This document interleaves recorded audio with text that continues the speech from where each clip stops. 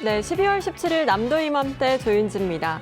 2025년 내내 해결될 새 없이 떠올랐던 이슈, 해킹 그리고 개인정보였죠. 최근에 3천만 건이 넘는 정보가 유출된 쿠팡 해킹 사건으로 내 정보가 어디까지 유출이 됐는지 범죄에 악용되지는 않을지 불안하신 분들 많으실 텐데요. 일상이 편리해진 만큼 넓어지는 개인정보의 영역, 그리고 또 SNS를 비롯해서 접근하기 쉬워진 정보들로 각종 스미싱 그리고 피싱 범죄가 더욱더 정교해지고 있습니다. 자, 그래서 오늘은요, 동신대학교 컴퓨터학과의 이동희 교수와 함께 개인정보 내가 지킬 수 있는 방법은 무엇일지 알아보도록 하겠습니다. 어서 오세요. 네, 안녕하십니까. 동신대학교 컴퓨터학과 소속으로 한국융합보안학회 학회장을 맡고 있는 이동희 교수입니다. 네, 반갑습니다. 궁금한 게 많습니다. 최근에 발생했던 이 쿠팡 개인정보 유출 사건, 3천만 건이 넘는 개인정보가 유출이 됐고요. 우리나라 인구로 치면 약 65% 정도의 개인정보, 이름이라든지 주소, 전화번호, 현관 비밀번호까지 다 유출이 된 건데요. 과거에 근무했던 직원이 유력한 용의자라고 하더라고요. 네, 올해 6월경부터 쿠팡 시스템의 일부에서 외부에 무단 접근하는 정황이 있었던 것으로 파악됐습니다. 이후 조사가 진행되면서 11월 중순에 이르러서야 쿠팡의 개인정보 유출 사실이 공식적으로 확인됐고요. 그 결과 3,370만 개에 달하는 고객 정보가 노출됐을 것으로 발표됐습니다. 네. 현재 수사 상황을 보면 경찰이 6차 압수수색을 진행할 정도로 사건이 상당히 지금 중대하게 보고 있고요. 퇴사를 당한 외국인이 직원이 내부 관리 체계나 접근 관리의 문제들, 구조적인 문제를 공개하면서 보안 허점이 드러나고 있습니다. 이번 사건은 단순 오류를 넘어가지고 네. 권한 남용, 그다음에 보안 관리 부실에 관련된 문제를 보여줍니다. 지난주에 여러 기관에서 밝혀진 내용을 종합해 보면 작년 12월에 퇴사당하게 외국인 직원이 앙심을 품고 이런 행위를 추정하고 있고요.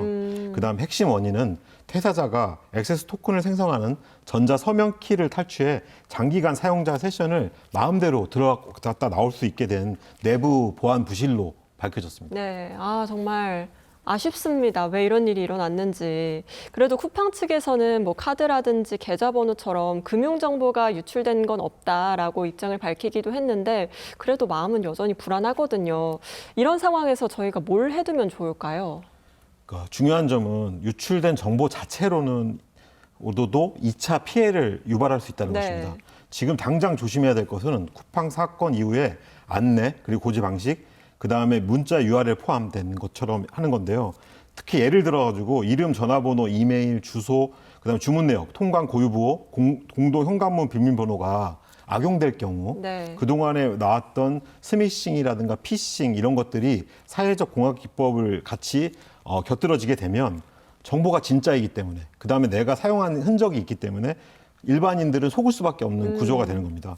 그래서 그런 고도화된 사기 수법으로 속수무책으로 당할 수밖에 없고요. 네. 따라서 이용자들은 계정 비밀번호를 변경하거나 2단계 인증을 활성화하고 그다음에 의심 연락을 차단하고 저 같은 경우에는 쿠팡과 연결된 신용카드를 바로 정지시켰거든요. 그다음에 저희 통관 고유 번호를 저희가 재발급을 받았고요. 네. 그다음에 저는 탈퇴까지 했습니다. 그리고 우리 공동 현관문 비밀번호도 바꿨습니다. 모든 걸 다 하셨네요. 네, 꼭 하시기를 저는 권고드립니다. 네, 사실 이런 뉴스가 올 초부터 끊이지 않고 나오고 있어요. 4월이었죠. SKT의 해킹 사건으로 인해서 유심 대란까지 벌어지기도 했었는데 SKT뿐만 아니라 통신 3사가 다 해킹이 되기도 했었죠. 이렇게 해킹 사건이 유독 국민적인 혼란이 컸던 이유는 뭐라고 보세요? 가장 큰 이유는 휴대폰 자체가 디지털 신분증 역할을 하고 있고요. 네. 현대 휴대폰에 금융인증, 간편 결제, 그다음에 로그인, 그다음에 메신저, 위치 정보까지 모든 게 연결돼 있습니다. 그러니까 유심이나 휴대폰 정보가 위협받았다는 것은 단순히 통신 문제가 아니라 개인의 금융적, 사회적 정체성까지 네. 모두 문제가 될 수 있기 맞아요. 때문에 그렇게 해서 문제입니다. 요즘은 정말 스마트폰으로 모든 걸 다 할 수 있잖아요. 결제부터 신분증 역할을 하기도 하고. 근데 요즘은 이걸 카메라를 해킹해서 그 정보를 탈취해가지고 거래하는 그런 경우도 있다면서요? 네, 맞습니다. 지금 카메라를 해킹뿐만 아니라 핸드폰에 이제 해킹되는 것을 스파이 앱이라고 하는데요. 네. 그렇게 되면 스파이 앱에 감염이 되는 순간 내 영상, 그다음 음성, 그다음에 핸드폰 안에 있는 모든 카카오톡 메시지, 그다음에 사진, 메모장에 써놓은 것까지 모든 게 탈취될 수 있습니다. 이런 것들이 탈취되면 그것을 이용해 가지고 공격하는 것을 가미해서 공격을 하게 되는 것이죠. 네. 그렇게 되면 서비스 중단 이런 것들이 같이 될 수 있기 때문에 위험으로 더 다가올 수 있습니다. 아니, 근데 왜 이런 일이 계속 반복되는 걸까요? 가장 문제는 예전과 다르게 이게 첫 번째는 돈의 문제입니다. 이게 돈이 되는 거예요. 만약에 내가 휴대폰을 훔치거나 스미싱을 하게 되면 돈을 탈취하는 목적이 가장 첫 번째고요. 네. 그런 것들을 이용해서 개인정보나 이런 것들이 만나게 되면 더 쉽게 훔칠 수 있습니다. 왜냐하면 사람이 믿어버리기 때문에 내가 어제 쿠팡에서 구매했는데 이 구매 내용이 잘못됐다고 왔네? 이렇게 하면은 내가 더 쉽게 접근할 수 있겠죠. 두 번째는 이런 보안 수준의 관리 수준의 편차입니다.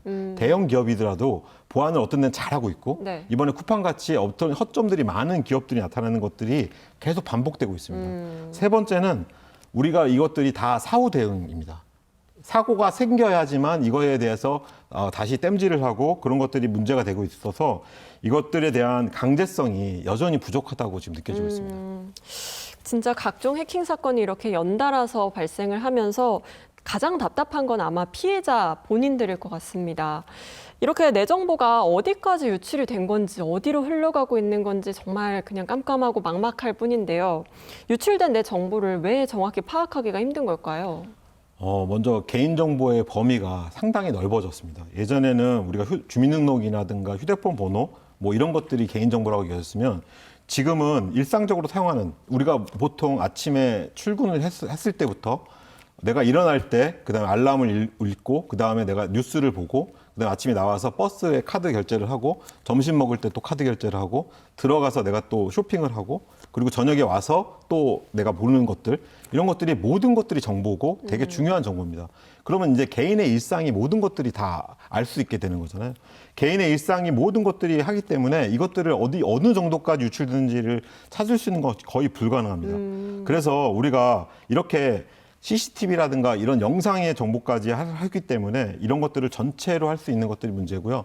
두 번째는 민감 정보의 문제입니다. 민감 정보는 남이 알면 안 되는 정보거든요. 남이 알면 안 되는 정보가 내가 의료 정보라든가 나만 알고 싶어하는 정보들인데 그런 정보가 나갔을 때는 더 심각한 피해를 만나게 됩니다. 맞습니다. 아까 말씀해 주신 것처럼 요즘 개인정보의 범위가 문자나 숫자를 넘어서 영상으로까지 확대되는 것 같더라고요. 최근에 또 11월 초에는 그 홈캠이 해킹을 당하면서 12만여 대 가까이가 해킹을 당해서 성착취물을 제작하고 또 이걸 유포했던 일당이 검거되기도 했다고 하더라고요. 그러니까 우리가 지금 홈캠이나 이런 것들의 가장 큰 문제는 해킹하기가 너무 쉽다는 겁니다. 네. 우리 대학교 1학년 정도의 수준의 학생들은 누구나 해킹을 할 수 있고 그런 것들이 초기 비밀번호를 바꾸지 않고 보안 업데이트를 하지 않기 때문에 네. 저희가 그런 것을 찾아주는 앱들이 상당히 많거든요. 그런 유틸들이 많습니다. 그래서 제가 그 유틸을 지금 수업할 때도 활용을 하고 있는데 학생들하고 딱 찾으면 벌써 주변에 10개 이상, 뭐 20개 이상의 그런 CCTV, 내가 볼 수 있는 CCTV가 나오게 네. 되고요.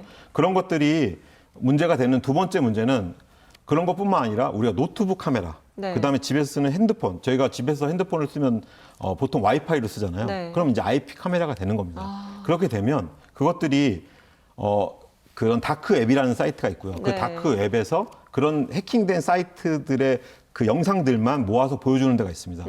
뭐 광주 여자 20대라고 하게 되면 그것만 모아가지고 8개 분할로 이렇게 보여주게 되고 그거를 월 $100 와, 정도만 내면 $100 제가 안 돼요. 구독할 수 있습니다. 구독이. 예, 그렇게 되면 그런 걸 보호하는 사람들이 너무 많기 때문에 끔찍한데요?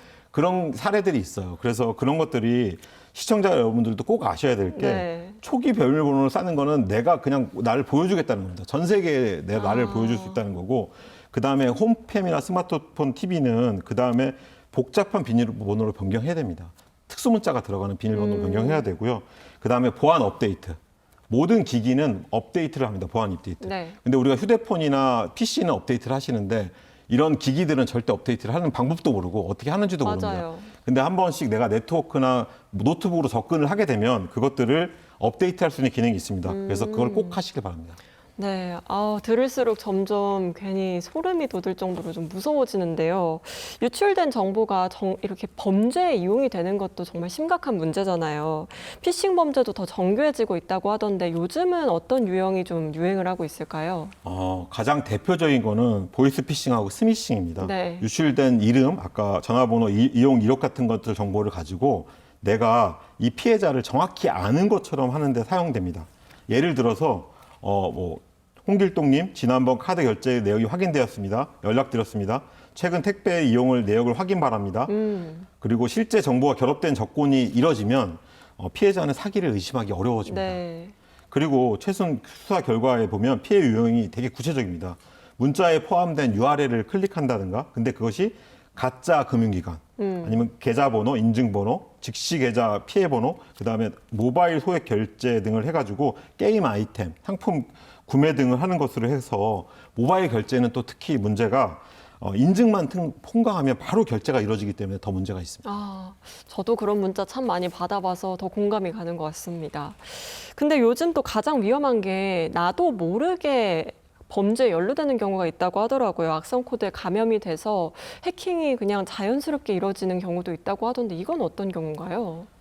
실제로 가장 위험한 유형 중에 하나입니다. 네. 앞에서 보듯이 탈취된 개인정보를 결합을 해가지고 이것들이 그냥 단순히 결합하는 게 아니고요. 쿠팡 거, 작년에 또 해킹된 거, 여러 가지 우리나라의 정보가 지금 되게 많이 해외 유출돼 있거든요. 네. 근데 이런 것들이 누적이 되게 되면 실제 결합되는 정보가 되고 그 결합된 정보를 이용해서 진짜로 믿을 수 있게끔 해서 URL을 보내게 되고요. 그런 URL을 내가 클릭할 수밖에 없게 만들기 때문에 거기에 스파이 앱이 깔리게 됩니다. 네. 그렇게 스파이 앱이 깔리게 되면 아까 같이 영상, 이게 지금 검은 화면 그 상태, 대기 화면 상태에서 네. 영상을 보여지고 그다음에 거기에서 음성이 다 들리고 그 음성이 들린 상태에서 내 카카오톡이나 내 사진들을 그 범죄자들한테 다 넘기는 거랑 마찬가지라고 할 수 있습니다.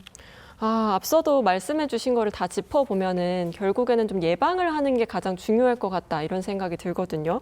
일단 문자나 이메일에 포함된 링크는 무조건 좀 의심을 해봐야 하고 그리고 2단계 인증해야 될 것 같고요.